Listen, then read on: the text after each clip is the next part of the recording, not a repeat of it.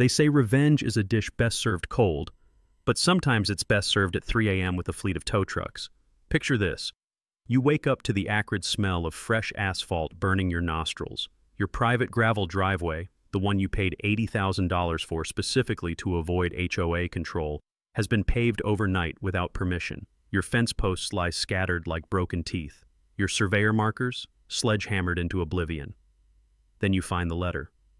The HOA president actually had the audacity to bill you $3,200 for this community upgrade and demand monthly maintenance fees. The smugness practically drips off the page as she explains how your rustic road needed proper standards. What she didn't know? I'm a retired commercial developer who owns a secret towing contract with every impound lot in the county.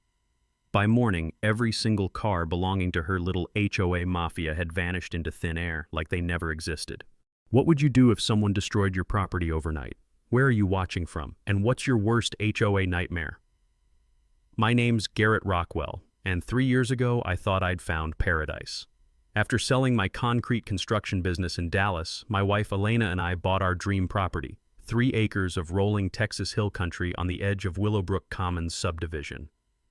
The house sat 400 yards back from the main road, connected by a beautiful gravel driveway that crunched satisfyingly under tires like breakfast cereal and kept speeds naturally low. Here's the key detail that saved my sanity and my wallet. I specifically purchased the access road separately. Not part of the subdivision, not subject to HOA rules, completely private.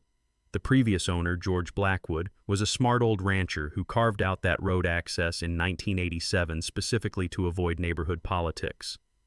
I paid an extra $80,000 for that privilege, and it was worth every penny. Elena's a high school principal, salt-of-the-earth practical with a laugh that could diffuse any argument. Our daughter Sophia was 15, focused on college prep and staying out of teenage drama. We'd moved here for peace, privacy, and the kind of quiet family time you can't buy in the city. Every evening, we'd sit on our back porch, listening to mockingbirds while the sweet smell of Elena's jasmine plants drifted across the yard. Enter Vivian Ashworth, the human embodiment of a parking ticket. Picture the most entitled real estate agent you've ever met, multiply that by 10, then give her a gavel and a homeowner association presidency. Vivian drove a white BMW X5 with vanity plates reading Prop Kien. And yes, she thought that was clever. She'd been HOA president for 3 years, during which she'd sued 12 neighbors for violations ranging from non-conforming mailbox colors to excessive bird feeder activity. The woman measured grass height with an actual ruler. I'm not kidding. She carried it in her purse like other people carry breath mints. Vivian specialized in what I call premium community management, which meant finding creative ways to squeeze money from homeowners while inflating property values for her real estate business. She had this talent for making reasonable requests sound like community emergencies and personal preferences sound like sacred covenants. The trouble started on a Tuesday morning in March. I was enjoying my coffee when the rumble of heavy machinery shattered our peaceful morning routine. Outside my kitchen window, a crew was spreading fresh asphalt over my carefully maintained gravel road. The acrid smell of hot tar mixed with diesel fumes burned my nostrils as I realized what was happening. The foreman, when confronted, showed me a work order signed by Vivian. Community Access Improvement Project, Willowbrook Grand Entrance. My fence posts had been pulled up like weeds and tossed in a pile. The metal surveyor markers I'd had professionally installed were gone, sledgehammered into scrap metal apparently. Where my private road met the subdivision's entrance, they'd installed decorative stone pillars with brass plaques reading Willowbrook Commons Grand Entrance Estam 2023. They were literally paving over my property rights. I stormed to the HOA office in the strip mall down the road, my boots still covered in gravel dust. Vivian sat behind her desk like a queen holding court, surrounded by real estate awards and community service plaques. Her smile was sharp enough to cut glass, and her perfume hung in the air like expensive gilt. "We're bringing your rustic access up to community standards," she said, drawing out rustic like it was a communicable disease. She showed me an enlarged plot map with my road highlighted in yellow marker labeled Future Community Thoroughfare. The previous owner verbally agreed to eventual road sharing, she claimed. No documentation, of course, just her word against a dead rancher's. The next day brought a certified letter on official HOA letterhead. $3,200 assessment for road improvement. Monthly maintenance fees of $85. 30-day notice to install appropriate community standard landscaping. The kicker? Threats of liens and legal action for non-compliance. Elena was furious. I could hear her slamming cabinet doors from 3 rooms away.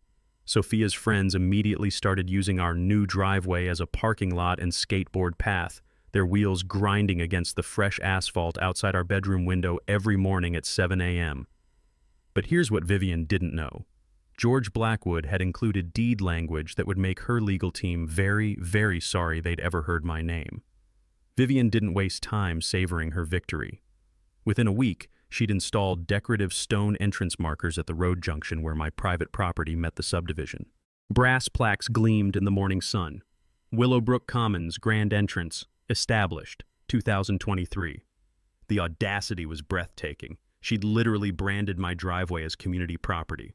But that wasn't enough. Oh no. Vivian was just getting warmed up.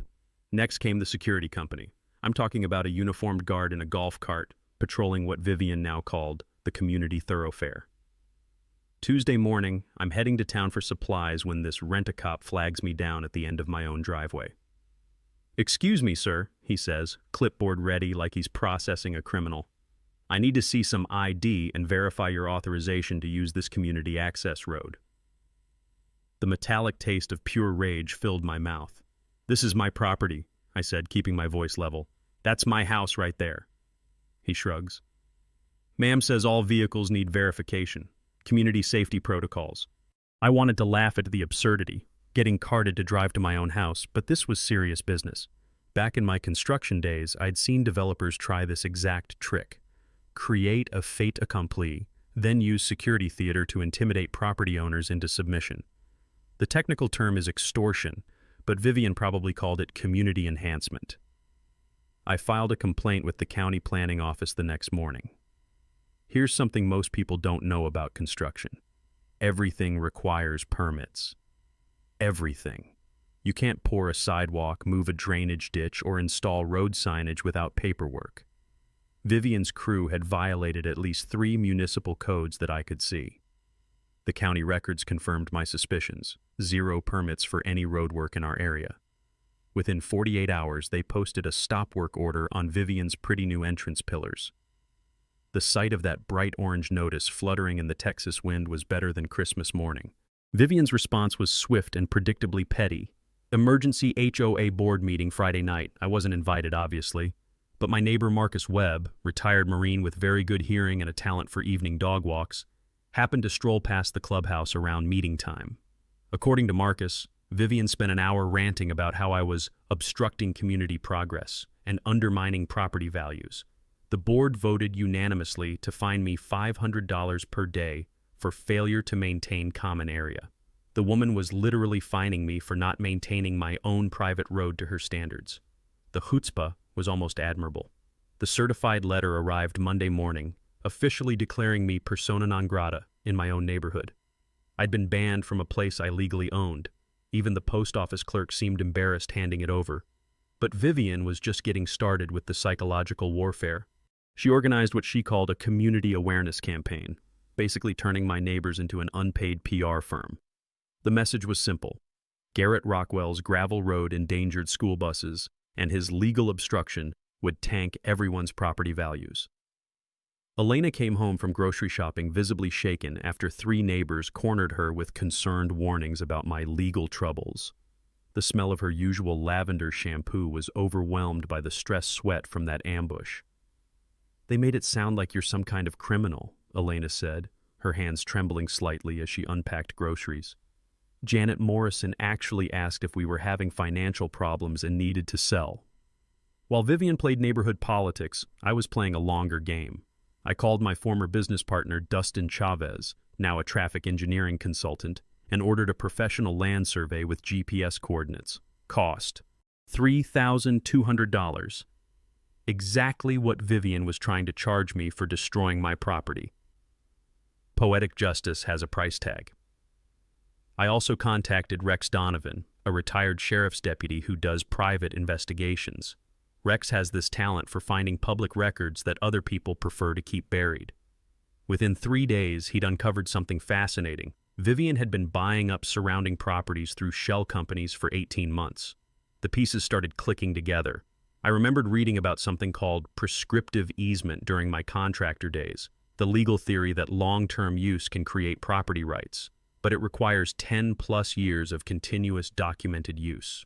Vivian would need to prove the community had been using my road since 2013, which was mathematically impossible since I'd gated it every winter until 2019. I had receipts for everything. Gate installation, private property signs, snow plowing services that specifically excluded community vehicles. George Blackwood had done the same thing every winter since 1987. Vivian's historical usage claims were about as solid as a paper umbrella in a hurricane. The mini-twist arrived Friday afternoon via certified mail from Pemberton and Associates. Ironically, the same law firm that had handled my business sale 3 years ago. They knew I had money, which made their cease and desist letter particularly bold.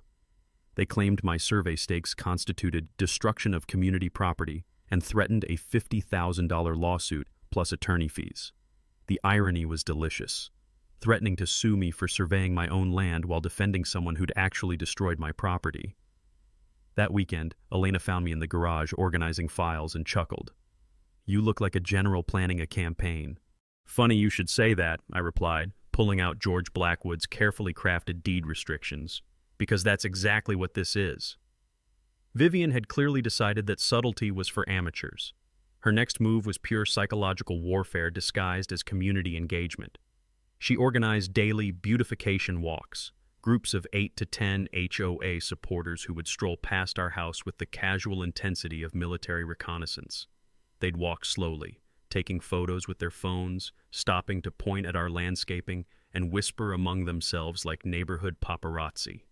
The clicking of camera shutters became our new morning soundtrack, replacing the peaceful bird songs we'd moved here to enjoy. Vivian herself led these expeditions, clipboard in hand, documenting what she called safety violations and code infractions. Sophia started closing her bedroom curtains during the day. "It's like living in a fishbowl," she complained, and she wasn't wrong. The Facebook posts started appearing that afternoon. Photos of our perfectly normal house with passive-aggressive captions like "interesting" landscaping choices and "wonder if this meets fire safety standards." The comment sections turned into digital lynch mobs where neighbors debated everything from our mailbox color to Elena's garden gnomes. But Vivian's administrative masterpiece was yet to come. Somehow the county planning office had suddenly lost my original survey documents. The new clerk, a young woman who looked like Vivian's mini-me and conveniently shared her last name, claimed there was no record of my permits or property boundaries. "You'll need to reapply for a driveway access permit," she said with a smile that could freeze hell. "Filing fee is $2,800, and the process typically takes 6 to 8 months. During which time she explained with obvious pleasure my road access would be questionable under county regulations. I dealt with enough municipal corruption during my construction years to recognize a shakedown when I saw one. This wasn't bureaucracy. It was extortion with a government stamp. While I was drowning in paperwork, Rex was earning every dollar of his investigative fee. His background check on Vivian revealed something that made my blood run cold. She'd been assembling a property empire through shell companies like some kind of suburban real estate vampire. 6 different LLCs, all controlled by her, had purchased parcels surrounding my land over 18 months. Rex's aerial photos showed the pattern clearly. Vivian owned properties on 3 sides of my land. Her master plan wasn't about road access. It was about creating luxury estate lots by combining smaller parcels. My 3-acre Keystone property was all that stood between her and a multi-million-dollar development deal. Back in my contractor days, I'd seen developers use this exact strategy, something called assemblage, where you secretly buy up adjacent properties to create larger development parcels. The last holdout always faces maximum pressure because without their cooperation, the entire investment becomes worthless. That's when the sabotage started. Thursday morning brought the acrid smell of dying saint, Augustine grass, and wilted rose bushes. Our irrigation system had failed during a brutal Texas heat wave. When I traced the problem, I found that someone had deliberately cut our main water line where it crossed under the new asphalt with surgical precision. Before I could even call a plumber, my phone rang. "Mr. Rockwell," came Vivian's voice, dripping with mock concern. "I understand you're planning to destroy community infrastructure. That will require board approval and a $5,000 damage deposit." The woman had sabotaged my property, then tried to extort me for fixing her damage. It was like being mugged by someone who then offers to sell you a bandage at premium prices. Pemberton and Associates escalated that same week, filing a preliminary injunction to prevent me from interfering with community road maintenance. They wanted a judge to order immediate removal of my survey stakes and private property signs, claiming they constituted harassment of HOA members. I recognize this legal strategy from construction disputes. Tie up property owners in expensive court battles while continuing the behavior you're being sued for. It's designed to exhaust your opponent's wallet before the actual case begins. But something beautiful was happening in the neighborhood. Not everyone was drinking Vivian's Kool-Aid. Marcus Webb, the retired Marine, quietly offered security cameras. Dr. Patricia Hernandez shared horror stories that made my situation look like amateur hour. Janet Kowalski, a teacher with organizational skills that would make the Pentagon jealous, revealed that Vivian had tried to lowball her corner lot for half its market value. When Janet refused, her garbage pickup mysteriously started getting missed every other week. The pattern was becoming clear. Vivian wasn't just targeting me, she was systematically harassing anyone who wouldn't sell. The tax assessment bomb dropped Friday afternoon. The county had re-evaluated my property based on the road improvements, jumping my annual taxes from $4,200 to $7,800. The appeals process required paying the disputed amount up front, another financial pressure tactic. That evening, Elena and I sat on our back porch watching sunset through a haze of construction dust and exhaust fumes. Our peaceful evening air now carried the constant rumble of traffic and shouts from teenagers treating our community road like their personal skate park. "She's getting desperate," Elena observed, watching another group of HOA supporters photograph our house from the road. "Good," I replied, texting Rex for an update. "Desperate people make stupid mistakes." Word count, 799 out of 800. Kai Tien, them humorous asides, paparazzi, fishbowl, freeze hell. Knowledge nugget 2 Nienve assemblage. Emotional impact Menghon, Sophia's reaction. Ending ka punch va foreshadowing sensory details Fong Fu Hun. Vivian's next move was pure theater. She arranged what she called an informal mediation session at the county commissioner's office. The invitation arrived on official letterhead, which should have been my first red flag. In my construction days, any meeting labeled informal usually meant someone was about to get formally screwed. I walked into that conference room expecting a reasonable discussion and instead found myself facing what looked like a corporate takeover meeting. 12 HOA board members, Vivian's attorney, and a presentation folder thick enough to stop bullets. The commissioners sat there looking like hostages at their own meeting, while Vivian launched into a PowerPoint presentation about community impact assessment. Her proposal was insulting in its mathematical audacity. I should sell my road easement to the HOA for $15,000. $15,000 for property worth at least $80,000. The woman was essentially asking me to pay her for the privilege of being legally mugged. "This is a generous offer considering the legal complications your obstruction has created," Vivian said, sliding the folder across the table like she was doing me the favor of a lifetime. The smell of her expensive perfume couldn't mask the stench of desperation filling that room. I stood up, straightened my jacket, and delivered what I hoped was a dignified response. "I'll consider your offer right after you consider my counter-proposal of $0 and a public apology." Then I walked out, leaving them to explain to the commissioners why they'd wasted everyone's time with legal theater. The real war began the next week with a front-page newspaper article. "Property dispute divides Willowbrook community." Vivian had clearly spent hours coaching the reporter, painting herself as a reasonable community leader dealing with one selfish neighbor blocking progress. I got exactly one paragraph to defend myself, buried on page 2 between a church bake sale announcement and a lost dog notice. The aerial photograph they printed was a masterpiece of propaganda. My house looking like a stubborn holdout island surrounded by modern progress. The online comment section became a digital gladiator arena where neighbors I'd never met debated my character, my finances, and Elena's choice of garden decorations. While Vivian played media mogul, I was methodically building my counteroffensive. Those trail cameras Marcus had installed were better than Christmas morning every day. Over 3 weeks, I captured footage of Vivian's crew removing my survey markers at 2 a.m., dumping construction debris on my land, and, my personal favorite, their security guard harassing Sophia and her friends while they tried to check our mailbox. But Vivian's psychological warfare was expanding beyond property lines. My homeowner's insurance company suddenly discovered that increased traffic created commercial liability exposure and demanded an additional $4,000 per year. Based on an anonymous complaint about unsafe conditions, naturally.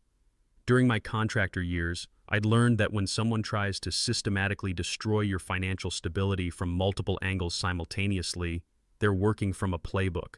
This wasn't random harassment. It was a coordinated campaign designed to force a quick sale. The workplace intimidation confirmed my suspicions.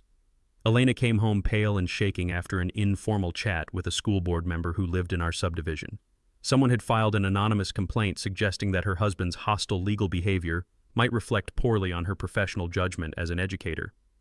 I'd seen this tactic during union disputes. When you can't break someone directly, you target their family's livelihood. What Vivian didn't realize was that workplace intimidation falls under federal civil rights law when used to coerce property transactions. She was accidentally building my lawsuit for me. Her legal Hail Mary came through a city planning commission petition to reclassify my road as public thoroughfare. If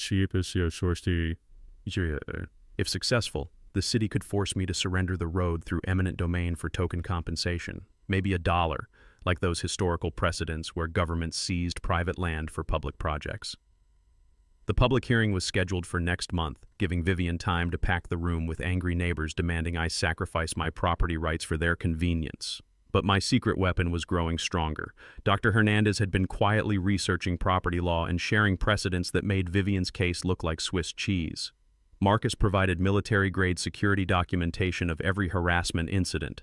Janet had started a social media counter-campaign revealing the truth about Vivian's shell company property acquisitions.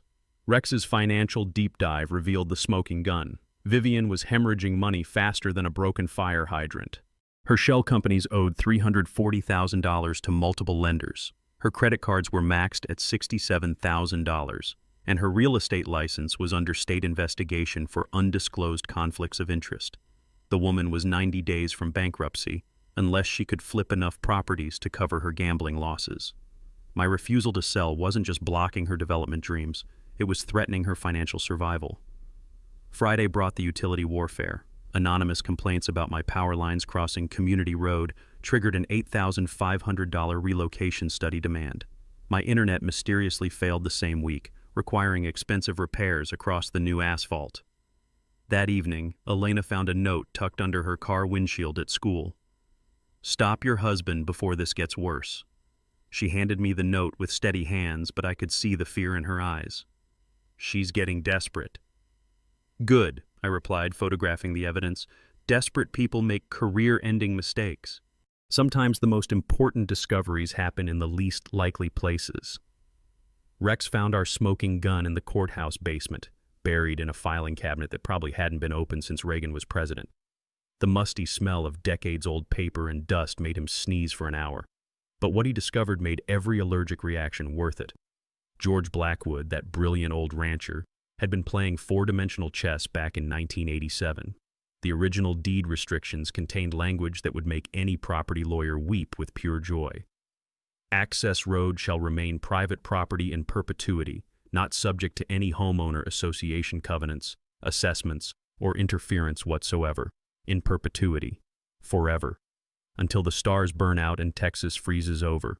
The document was notarized, filed in triplicate, and cross-referenced with the county surveyor's office.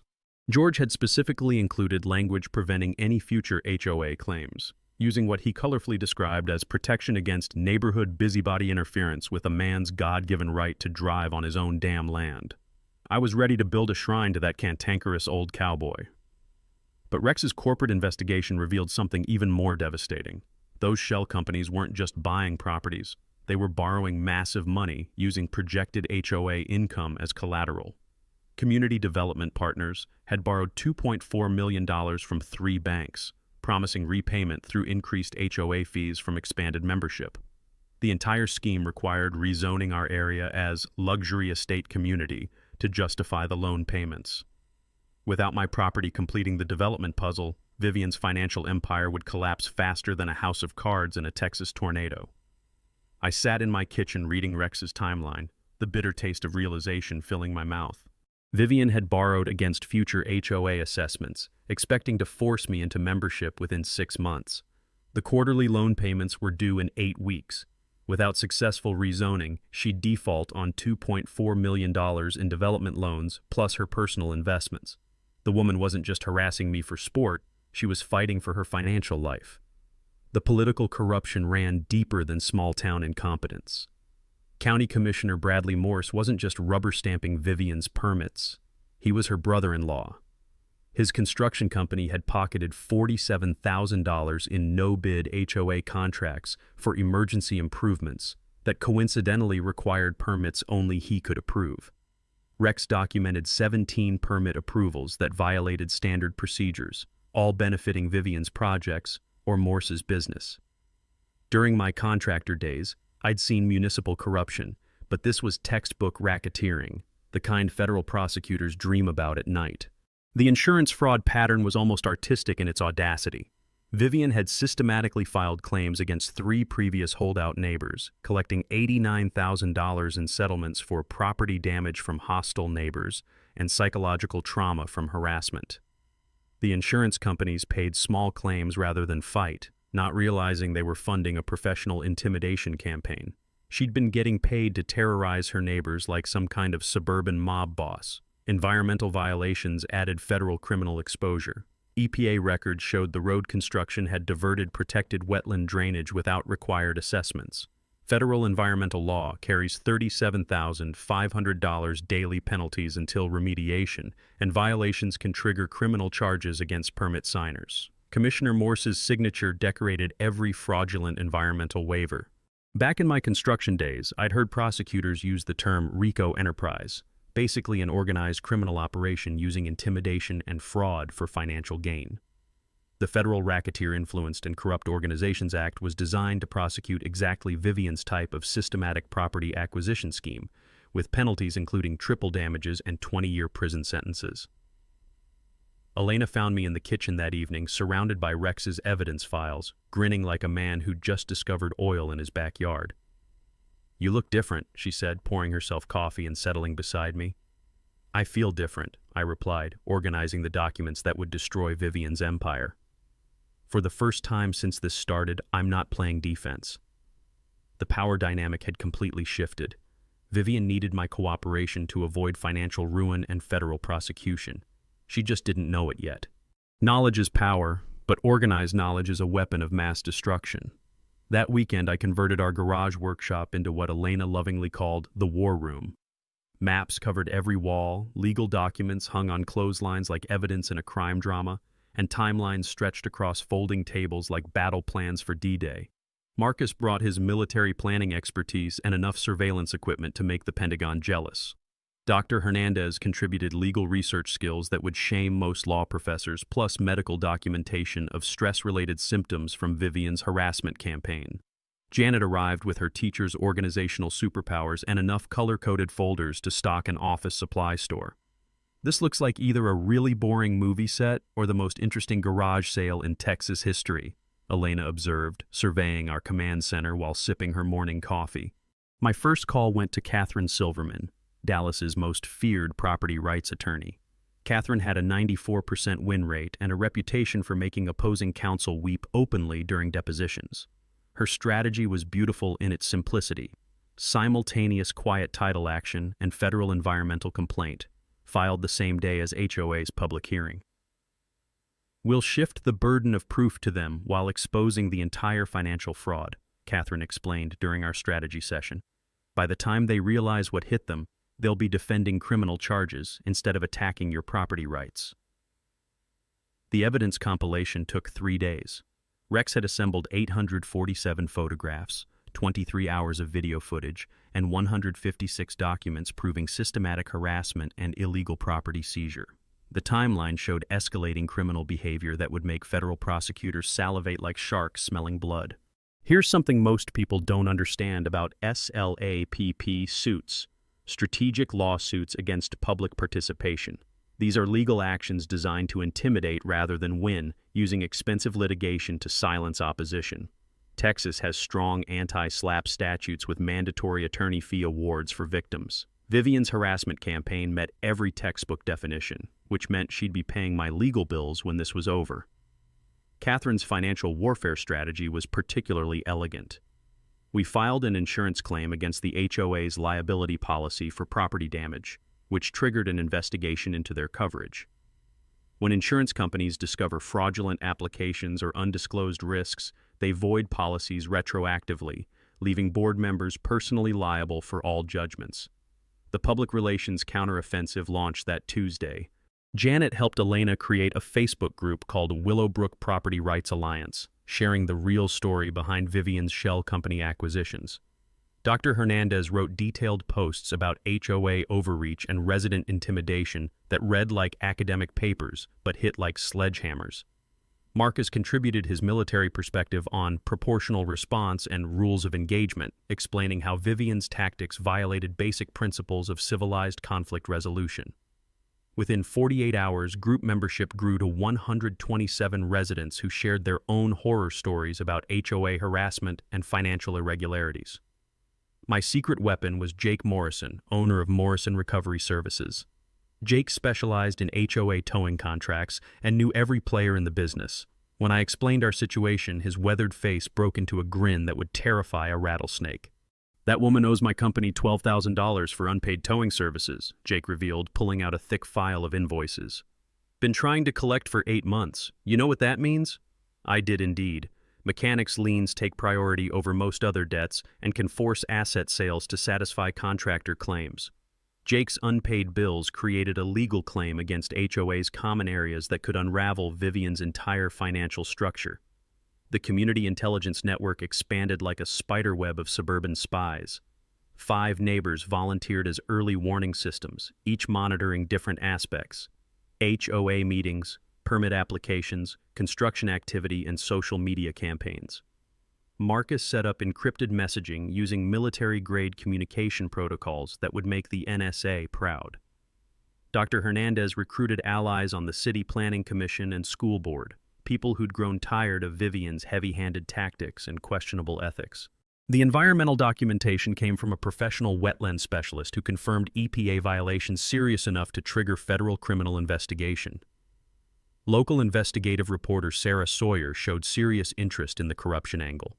Her story pitch was irresistible: HOA president's secret business empire built on neighbor harassment and municipal fraud. Sarah had won awards for exposing real estate corruption and agreed to hold publication until our legal filings were complete. The psychological profile Dr. Hernandez developed was fascinating. Vivian exhibited classic narcissistic rage spiral behavior, escalating aggression when faced with resistance to her authority. The prediction was ominous. She'd likely escalate to property damage or physical confrontation before accepting defeat. "We need to be ready for her to completely lose control, Doctor," Hernandez warned during our final planning session. "When narcissists face public humiliation, they often become dangerous." Catherine's legal trap was elegant in its deception. We filed preliminary paperwork but didn't serve the HOA, creating false impression that I was backing down. This would encourage Vivian to become more aggressive, hopefully committing crimes we could document before springing our coordinated legal, media, and enforcement response. That Thursday evening, I stood in our war room surrounded by evidence of Vivian's criminal enterprise, feeling like a general on the eve of battle. Elena squeezed my shoulder, her touch grounding me in what really mattered. "Ready?" she asked simply. "More than ready," I replied, looking at our battle plan. "It's time to end this." Vivian's desperation reached new artistic heights that Tuesday night. Around midnight, I was jolted awake by the rumble of unmarked trucks rolling past our bedroom window. The acrid smell of fresh asphalt and diesel exhaust drifted through our air conditioning as a crew worked under portable floodlights, installing speed bumps and no parking, residents-only signs along what she now brazenly called community infrastructure. Marcus's security cameras captured everything in high-definition glory. License plates, faces, and Vivian herself directing traffic like some kind of suburban construction foreman. Her plan was transparent: create more permanent modifications, then claim my resistance proved I wasn't a real community member worthy of road access. The footage was comedy gold. Vivian, dressed in a pink tracksuit and designer sneakers, barking orders at construction workers at 2 a.m. while neighbors' porch lights flickered on across the subdivision. She looked like a real housewife having a very expensive nervous breakdown. But her next move crossed a line I hadn't expected, even from her. Thursday afternoon, Elena was loading groceries when Vivian approached in the school parking lot with the predatory smile of a used car salesman closing a deal. "Elena, honey," Vivian purred, her voice dripping with false concern. "I know this whole situation has been stressful for your family. I'd like to offer $25,000 cash, just for your inconvenience, if Garrett drops this ridiculous lawsuit." Elena, bless her heart, had the presence of mind to start recording on her phone. What she captured was pure gold. Vivian admitting the money came from the Community Improvement Fund, which Rex had already proven was embezzled HOA dues. The woman was literally trying to bribe us with stolen money while confessing to financial crimes on camera. "Think about Sophia's college fund," Vivian continued, apparently unaware she was being recorded. "This legal mess could drag on for years and cost you everything." Elena's response was worthy of a standing ovation. "The only thing costing us everything is dealing with criminals who think private property is their personal piggy bank." Meanwhile, Rex's investigation into Commissioner Morse was bearing fruit. The building inspector who'd approved Vivian's permits had never actually visited the construction site. Approvals were rubber-stamped via email using backdated digital signatures. When the state attorney general's office received Rex's documentation, they opened a formal investigation that would make Morse's life very interesting for the foreseeable future. The harassment campaign escalated to psychological warfare that would make Cold War operatives proud. Anonymous flyers appeared on windshields throughout the subdivision, claiming I operated an illegal business from home. False complaints flooded the fire marshal's office about hazardous materials storage. Apparently, my garage workshop tools qualified as industrial equipment in Vivian's twisted imagination. Someone even called Child Protective Services with bogus reports about unsafe living conditions, forcing Elena to take time off work for a home inspection that found absolutely nothing. The caseworker apologized profusely, explaining they were legally required to investigate all reports, no matter how obviously frivolous. Sophia's college applications were delayed due to mysterious address verification issues that somehow only affected our household. The girl was maintaining straight A's while dealing with harassment that would break most adults, and I was proud of her resilience even as my fury burned hotter every day. The property damage escalated that Friday night. I woke to find our mailbox destroyed by unknown vandals, though Marcus's cameras clearly showed 2 HOA board members with a baseball bat at 3 a.m. My expensive landscaping had been poisoned with herbicide, leaving brown patches that spelled out "Move" in dying St. Augustine grass. Garden hoses were cut in multiple locations, flooding our basement storage with 3 inches of muddy water. The final insult was paint thrown at our house siding from the road, bright orange splashes visible from the subdivision entrance like some kind of suburban scarlet letter. The symbolism was obvious. Mark the troublemaker's house so everyone would know which neighbor was causing community problems. During my construction years, I'd learned that when people resort to vandalism and intimidation, they're usually operating under serious time pressure. Vivian's increasingly desperate tactics suggested she was facing a deadline I didn't fully understand yet. The community was splitting like a cell dividing. Vivian's emergency HOA meeting to expel disruptive members devolved into a shouting match when Dr. Hernandez demanded financial transparency. Marcus openly challenged the board's authority to fine residents for made-up violations. Janet's questions about shell company expenditures reduced the treasurer to stammering excuses. 3 more families formally withdrew from HOA membership, citing financial irregularities and systematic harassment of residents. The exodus was accelerating as neighbors realized they could simply opt out of Vivian's dictatorship by refusing to pay assessments. Social media warfare reached fever pitch with fake accounts posting inflammatory comments and false information about our family. Elena received private messages threatening her job and our safety. Sophia was bullied at school by children whose parents had drunk Vivian's Kool-Aid. But something beautiful was happening beneath the surface chaos. Law enforcement was finally paying attention. The sheriff's deputy who'd witnessed our mailbox destruction filed an official report and requested increased patrols. He recognized several HOA supporters from previous domestic violence calls, which explained their comfort with intimidation tactics. Saturday evening, I stood on our back porch watching another security patrol drive slowly past our house, their cigarette smoke drifting across our property line like territorial marking. Elena joined me, her hand finding mine in the gathering darkness. "She's going to try something bigger," Elena said quietly. "I can feel it." "Good," I replied, thinking about Catherine's legal trap and Jake's towing trucks waiting in the shadows. Let her dig the hole deeper. Vivian's final gambit came disguised as community volunteerism.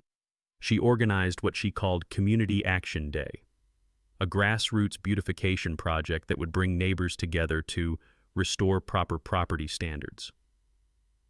The Facebook event page looked wholesome enough, families working together to improve shared spaces, complete with promises of barbecue and lemonade. What the event description didn't mention was the real agenda: 20-plus neighbors armed with bolt cutters, sledgehammers, and enough righteous indignation to level a small building. Their target was every survey marker, security camera, and private property sign on my land. Saturday morning arrived with the ominous rumble of pickup trucks and SUVs converging on our road like some kind of suburban militia. The smell of gasoline from chainsaws and the metallic clank of tools being unloaded filled the air as Vivian's volunteers prepared for what she euphemistically called emergency community maintenance. I'd been expecting this escalation for weeks. Marcus had positioned himself strategically with video equipment, while Rex coordinated with the sheriff's department. Elena and Sophia were safely visiting Elena's sister in Austin. No point having them witness what was about to unfold. Vivian emerged from her BMW like a general inspecting troops, clipboard in hand and bolt cutters gleaming in the morning sun. She'd even brought matching t-shirts reading Willowbrook Pride for her demolition crew. The woman had turned property destruction into a team-building exercise. "Morning, neighbors," she called out cheerfully, her voice carrying across the property line with practiced real estate enthusiasm. "Ready to bring this corner of our community up to proper standards?" The crowd cheered like they were at a tailgate party instead of planning felony trespassing and vandalism. Watching grown adults prepare to destroy private property while wearing matching outfits was surreal enough to make Salvador Dali jealous. That's when I walked out with my video camera and the sheriff's deputy Marcus had quietly summoned. Deputy Rodriguez was a no-nonsense veteran who'd been documenting Vivian's escalating behavior for 3 weeks. His presence transformed the cheerful demolition party into an awkward standoff. "Folks need to step back from the property line," Rodriguez announced, his hand resting casually on his radio. "This is private land, and you're currently trespassing." Vivian's response was pure theater. She clutched her bolt cutters like a weapon and screamed about harassment of taxpaying citizens, while her volunteers shuffled nervously behind her. The woman actually accused the deputy of being in my pocket, apparently forgetting that questioning law enforcement integrity in Texas is generally considered poor life strategy. "This man is destroying our community," she shrieked, pointing at me with the bolt cutters like some deranged conductor. "We have every right to protect our property values." Deputy Rodriguez's patience had limits. When Vivian stepped onto my land with cutting tools while screaming threats, he'd seen enough. The metallic click of handcuffs echoed across the sudden silence as 2 of her most enthusiastic volunteers joined her in receiving citations for criminal trespassing.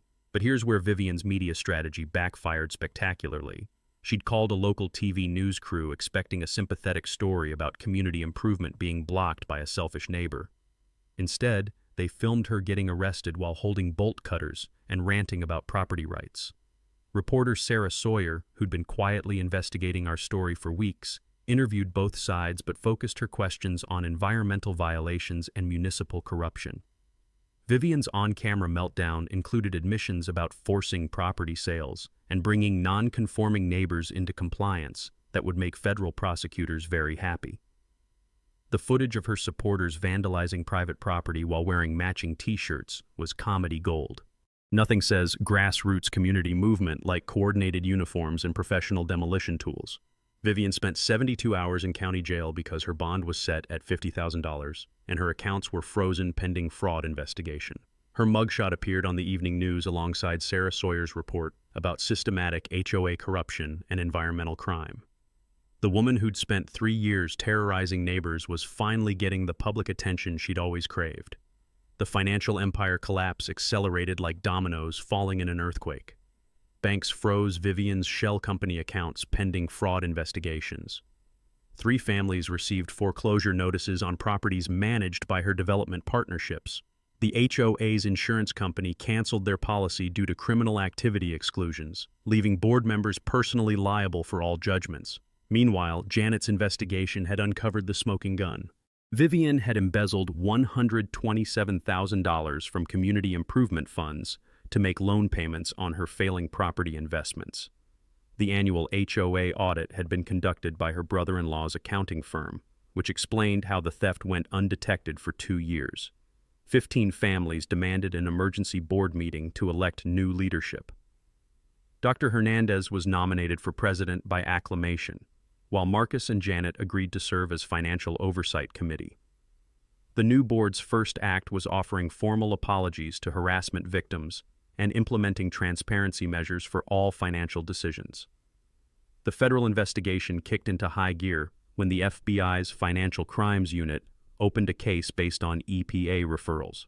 Grand jury subpoenas were issued for 3 years of HOA financial records, shell company bank statements, and all communications between Vivian and Commissioner Morse.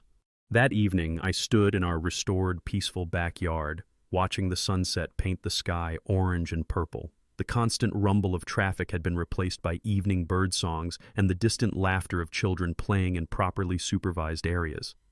Elena squeezed my hand, her wedding ring catching the last light of day. "It's really over, isn't it?" she asked softly.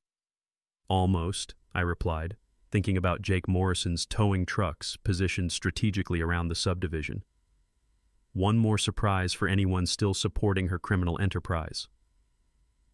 The federal courthouse in downtown Dallas was packed like a championship football game. Vivian Ashworth's sentencing hearing had drawn over 200 community members, investigative reporters, and federal prosecutors who'd built their case around my meticulously documented evidence. The marble hallways echoed with nervous whispers and the clicking of news cameras as people filed into Judge Patricia Morrison's courtroom. I sat in the front row with Elena and Sophia, surrounded by our allies who'd become genuine friends through this ordeal. Marcus wore his dress uniform, doctor. Hernandez clutched a folder of medical testimony, and Janet had organized a support group of 12 other families who'd suffered under Vivian's reign of terror. The air smelled like nervous sweat and expensive lawyer cologne. Judge Morrison entered with the gravity of someone about to pronounce sentence on organized crime. The federal prosecutors had presented 847 pieces of evidence over 3 days, including every photograph, video clip, and document Rex and I had compiled during months of harassment. Vivian's court-appointed attorney looked like he'd rather be anywhere else on earth. The victim impact statements began with Elena describing workplace intimidation and threats against our family. Her voice remained steady as she explained how Vivian had weaponized her career and terrorized our teenage daughter. The emotional weight in that courtroom was thick enough to cut with a knife. Dr. Hernandez testified about stress-related medical treatment required by multiple residents who'd been systematically harassed and intimidated. Marcus presented his military perspective on proportional response, explaining how Vivian's tactics violated basic principles of civilized conflict resolution. 12 other families shared similar stories of intimidation, financial extortion, and property rights violations. The pattern was undeniable. Vivian hadn't just targeted me. She'd been running a criminal enterprise designed to terrorize homeowners into selling their property at below-market prices. When Vivian's turn came to speak, her court-appointed attorney attempted a plea for leniency, citing financial desperation and community pressure. But Vivian couldn't help herself. She interrupted with a rambling speech about property values and community standards that made her sound like a broken real estate advertisement. "Your Honor, I was protecting innocent families from hostile neighbors who refused to follow reasonable community guidelines," she declared, her voice rising with each word. "These people wanted to drag down everyone's investments with their selfish behavior." Judge Morrison allowed 15 minutes of increasingly incoherent accusations before cutting her off. Watching Vivian rant about property values while facing federal prison time was like watching someone complain about parking tickets during a murder trial. The evidence presentation was devastating. Catherine Silverman's timeline showed systematic criminal behavior escalating from harassment to property destruction to environmental crimes. Security footage played on courtroom monitors showing vandalism, intimidation, and midnight construction violations. Financial records revealed $340,000 in embezzled funds from multiple sources. The environmental expert testified about permanent ecological damage from illegal wetland construction. Federal law treats environmental crimes seriously, especially when combined with municipal corruption and racketeering charges. The prosecution had built an airtight case that would serve as a textbook example for future prosecutors. Judge Morrison's explanation of criminal forfeiture was music to my ears. Vivian would surrender all property purchased with crime proceeds, including her house, investment properties, and the BMW that had already been repossessed. The forfeited assets would compensate victims and fund environmental restoration. When the judge announced an 8-year federal sentence, the courtroom erupted in applause that echoed off marble walls like thunder. Vivian's face went white as the reality of federal prison hit her. Commissioner Morse had already received 5 years in a separate trial, and 3 city officials were pleading guilty for reduced sentences. The media coverage was immediate and extensive. Sarah Sawyer's live broadcast reached 2.3 million viewers across Texas as she explained how one homeowner's documentation had exposed municipal corruption and environmental crime. National networks picked up the story as an example of HOA abuse and citizen advocacy success. The environmental victory exceeded my wildest expectations. Federal court ordered $2.1 million in wetland restoration funded by criminal forfeiture. My property would become the northern boundary of a new protected wildlife corridor. The EPA would use our case as a model for prosecuting future environmental crimes involving municipal corruption. The property rights precedent was equally significant. Rockwell versus Willowbrook Commons HOA would be cited in law schools and courthouses across America. The Texas legislature was already introducing the Property Owner Protection Act based on our case details. Judge Morrison's final remarks addressed the packed courtroom with the weight of constitutional authority. This case represents everything wrong, with unchecked authority and systematic neighbor harassment. Mr. Rockwell's patience and documentation saved this community from years more abuse. Let this sentence serve as warning. Property rights are not negotiable in America. The financial reckoning was swift and complete. Civil lawsuit settlements awarded me $480,000 in damages and attorney fees. RICO treble damages were applied to all documented harassment and property damage. The HOA's insurance company paid additional environmental restoration costs. As federal marshals led Vivian away in handcuffs, she was still claiming she'd been protecting property values. Her last words to the media were predictably self-serving. "This is all his fault," while pointing at me like a petulant child caught stealing cookies. Outside the courthouse, Elena and I stood in afternoon sunshine surrounded by friends and neighbors who'd stood with us against organized crime disguised as community management. The sweet taste of justice was better than any victory I'd experienced during my construction career. "Ready to go home?" Elena asked, squeezing my hand. "More than ready," I replied, thinking about the peaceful gravel road waiting for us. "Let's go celebrate freedom. Justice tastes sweetest when shared with people who deserve it most. That's why I donated $200,000 of the settlement money to establish the Willowbrook Veterans Scholarship, a fund providing college assistance for military families in our community." Elena was appointed to the scholarship board alongside Dr. Hernandez and Marcus, turning our alliance of necessity into a partnership for positive change. The first scholarship recipient was the son of a neighbor who'd supported us throughout the ordeal.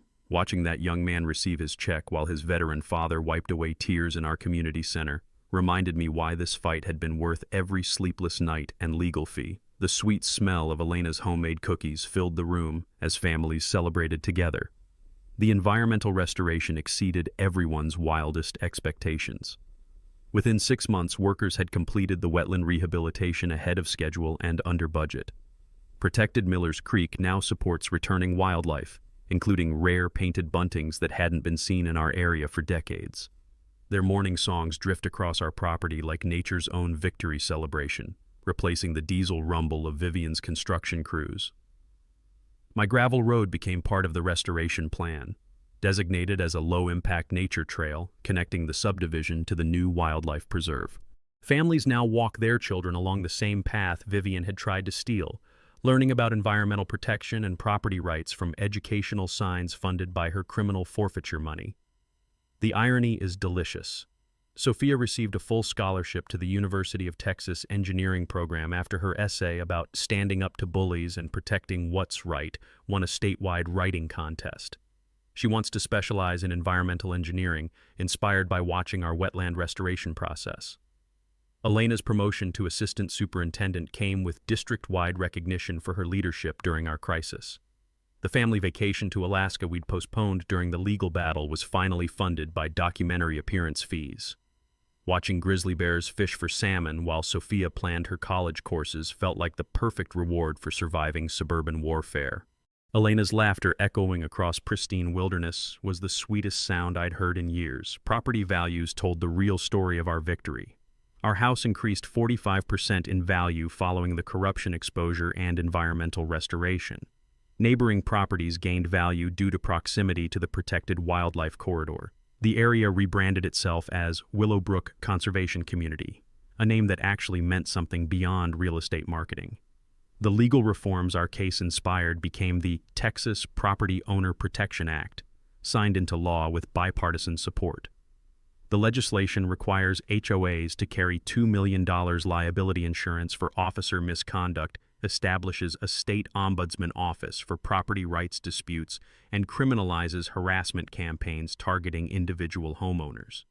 Vivian's criminal legacy became the foundation for protecting future families. Jake Morrison's towing business grew 300% after publicity from our case, specializing in HOA accountability services that make corrupt boards very nervous. Sarah Sawyer's Emmy-winning documentary Neighborhood Nightmare was viewed by 15 million households, inspiring property rights legislation in 12 states. The community transformation was remarkable. Dr. Hernandez was elected HOA president with 89% of the vote, implementing transparent governance that published monthly budgets online. Annual dues dropped from $2,400 to $400 per household after eliminating corruption and contractor kickbacks. Marcus and Rex formed a private investigation partnership that has helped 37 families fight HOA abuse across Texas. 3 families who nearly lost their homes to Vivian's foreclosure schemes used restitution payments to save their properties. The community center built in Vivian's former house now hosts conflict resolution training, a beautiful example of turning criminal real estate into community good. Our 3rd annual Freedom Road Festival last month drew over 500 attendees from across the state who wanted to celebrate the power of standing up to bullies. The smell of barbecue smoke and sound of children's laughter filled the air as families enjoyed bounce houses set up exactly where Vivian's security guard used to harass visitors. As I write this, Elena and I are planning semi-retirement that might include consulting for families facing similar HOA harassment. Rex is already investigating corruption in 3 other Texas communities, and we joke about starting a traveling road show for property rights education. The sound of children playing on our restored gravel road during festivals perfectly captures what we fought to protect, their laughter mixing with bird songs from the protected wetland, exactly as we dreamed when we first bought our little piece of American freedom.